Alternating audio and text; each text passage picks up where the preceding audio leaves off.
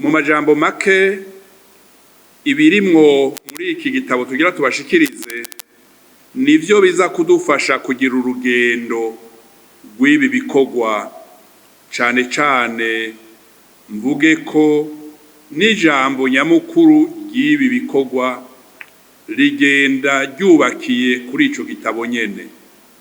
Abashinga amateka rero bose bararonka, abakenguza amateka bose bararonka, ariko bamaze kuronka twazanye ivarisi irimwo ibitabo birenga 30. Ivyo bitabo navyo tubishikiriza ibiro vy'inama nshingamateka na nkenguza amateka mu mwanya banye niteka murabironka. Muri iyi varisi harimwo igipapuro gihambaye citwa note de présentation générale. Note de présentation générale ariko itangurwa n'igitabo citwa note d'éclairage général. Ikindi gipapuro gihambaye, urwandiko ruhambaye twabazaniye muri biro, ni igitabo citwa responsabilité. Responsabilité numéro 2, kuko turabaha igipapuro citwa responsabilité numéro 1. Ikindi gipapuro ni ikintu twise qualification du crime de génocide. Ntucite igipapuro tuvyita ibitabo n'ibitabo. Ikindi gitabo twabazaniye canditse congera kigasigura ibinogo rusangi twamaze gutora mu gihugu, mu gifaransa twacise quelques fosses communes restes et ossements humains trouvés à travers le Burundi.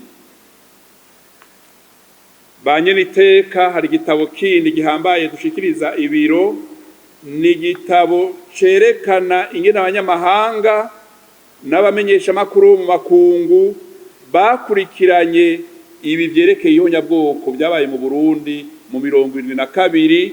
Iki gitabo dushikiriza citwa quelques coupures de la presse étrangère. Ikindi gitabo nakivuze ni responsabilité inomero ya mbere. Hakurikira ikindi gitabo gihambaye citwa exécution du génocide commis contre les Hutus du Burundi en 1972. Hakurikira igitabo citwa planification du génocide commis en 1972. Twabazaniye igitabo gihambaye mu ncamake kirimwo impapuro ziri ku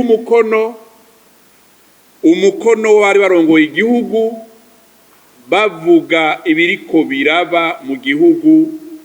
Iki gitabo citwa archive. Hakurikiye igitabo kinini twateguye mu minsi iheze. Iki gitabo gihambaye nico twise mu kinyamazuru recensement pilote des personnes assassinées ou portées disparues en 1972. Mu Kirundi recensement ya mbere yo kwimenyereza iha umwanya abarundi babuze kuvuga abo babuze. Ikindi gitabo twazanye canditse mu Kirundi ni igitabo citwa ivyavuzwe mu mahano yabaye mu mwaka w'igihumbi 1972. Ibi ni vyakorewe i Bururi. Ikindi gitabo kivuga ivyabaye ni igitabo cavugishije incabwenge, abapatiri, abigisha, abategetsi ba kera bakiriho, babwiye Severe ivyo babonye n'ivyo bashoboye kubahuka kubwira Severe, bavuga bati ntitwopfa natwe atana bikeya tubwiye abarundi. Ikindi gitabo kivuga ivy'Igitega twatohoje muri Gitega ni vyabaye mu 72 muri Gitega. Turafise ikindi gitabo intahe zitandukanye ku mahano yabaye mu Burundi. Iki gitabo naco turagishikiriza ibiro bigize inama nshingamateka na nkenguzamateka.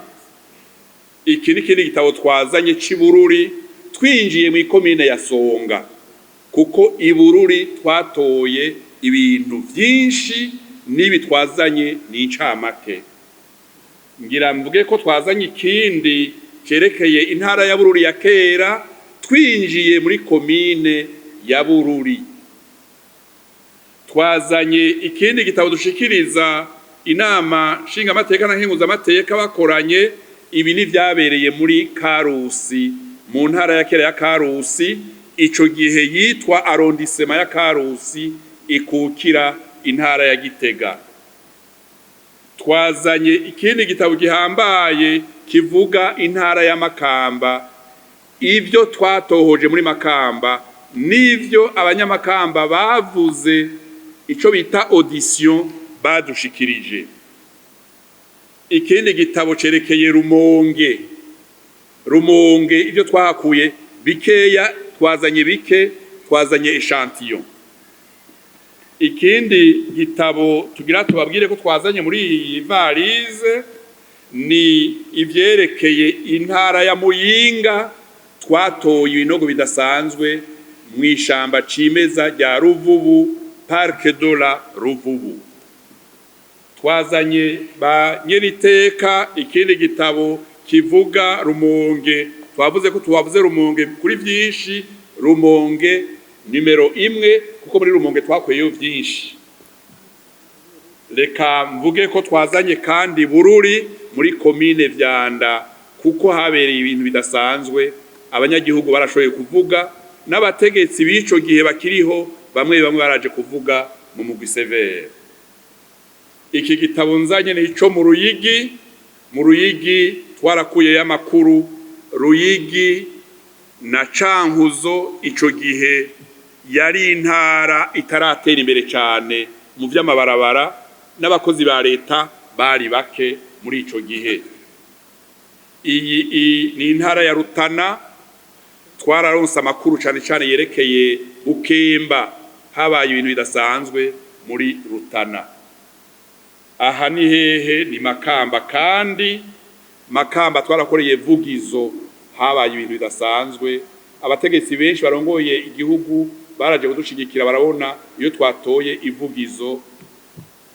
Hanyuma hariho Kayogoro, Mabanda muri Makamba. Ibi byose twarashoboye kuvyegeranya kugira bizofashe abiga akahise kumva ibyabaye. Aha turi Gitega. Gitega twakoreye ku Ruvubu biteye ubwoba, dutora ibintu byinshi ahitwa Mashitsi. Muri Gitega twakoreye ku Ruvubu, Imashitsi, ku Nyambeho n'ahitwa Inyabunyuvu, twakoreye amakuru adasanzwe. Aha ni bya bintu nababwira by'Igitega. Aho ku Ruvubu twakuyeho ibinogo birenga 8-9, tugakoreye abantu barenga 6,000. Iki gitabo nzanye nico muri meri ya Bujumbura. Abantu twatoye bake mu binogo nahitwa Buterere, kuko benshi batabwa muri Tanganyika, abandi muri Rusizi. Iki gitabo nzanye ni Muramvya.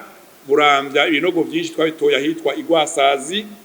Muramvya ibinogo vyinshi twabitoye inyuma ya Gasho ahitwa Muramvya. Ibi twabitoye mu Bitoke, n'uyu munsi ari Bitoke. Tugiye kwarondera ibyo binogo byaroroshe kubera abakuze bari bakihibuka. Aha tugeze muri Mwaro. Muri Mwaro twatoye ibinogo birenga 8 ahitwa uyu munsi muri komine Gisozi, ariko mu 72 hitwa ukundi, yari komine ya Bisoro. aha naho ni Bururi, kandi iyo tuvuze Bururi mwumve ko hari Bururi kuri prison, hariho ibururi hafi y'ishure yitwa Ecole Normale de Kiremba, ariko hariho n'ibyo twatoye mu Ruzi n'ibyo twatoye hafi y'ishuri nderabigisha yo mu Rutovu. Iki nico mu Rumonge, hajya ku bitaro bikuru byo mu Rumonge twatoye ikinogo kidasanzwe hafi y'ahavurirwa abana, service ya pediatrie twakuye abantu barenga 800. Hari igitabo duha ibiro twavyise ingurikizi z'ihunyabwoko mu kinyamazuru, conséquences du génocide commis contre les Hutus du Burundi en 1972. Mu majambo make, aba batowe n'abanyagihugu duhereye kuri Nyeniteka umukuru w'inama nshingamateka, duhereye kuri Nyeniteka umukuru w'inama nkenguzamateka, nabo bafashanya mu mabanga. Twabahaye igitabo gituma badukurikira citwa Note de présentation générale. Iyi ni ibafasha gukurikira ibyo tugira byagire abantu baje muri bino birori. Sinibagiye bagenzanje rusangiye ubutumwa, ariko abashinzwe protokole nateguye kopi za discours ngira shikirize inzego ziturongoye.